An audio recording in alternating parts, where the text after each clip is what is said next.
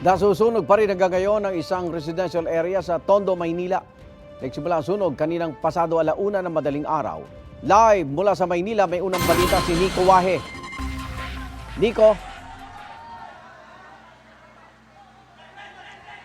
Igan, mahigit 5 oras na nasusunog itong isang residential area at katabi nitong pagawaan ng tela rito sa barangay 186, Tondo, Maynila. At ito nga't makikita nyo yung mga residente na nagtutulong-tulong na para lagyan ng tubig itong truck ng bombero. Hindi bababa sa 15 pamilya ang naapektuhan ng sunog at bagamat wala namang lubang napahamak sa mga residente, may ilang alagang hayop naman ang natupok ng apoy.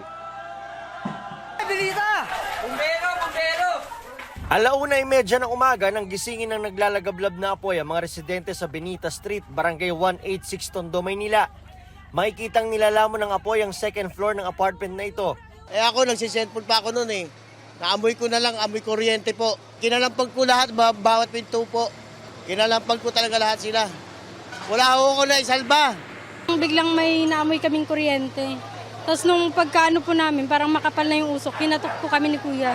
Tapos pagkaano po namin na yung apoy po, papaano na sa kwarto namin kasi nasa taas lang yung sunog. Kami po yung nasa baba. Sobrang hirap po nung nangyari sa amin ngayon. Wala na po kaming bahay, wala na rin po lahat, wala kaming naisalba. Marami sa mga residente ang walang naisalba.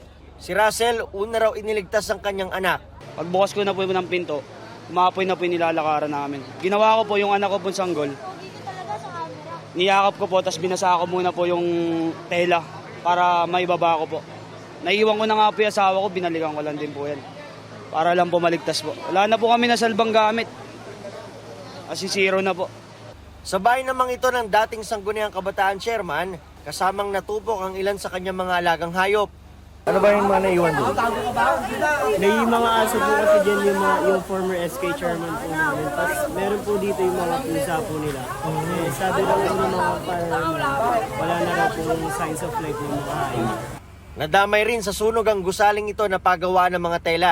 Saan nagsimula? Doon, bahay doon, kabila. 15 pamilyang nadamay sa sunog. Inaalam pa ng Bureau of Fire Protection ang sanhi ng apoy na umabot sa ikalawang alarma.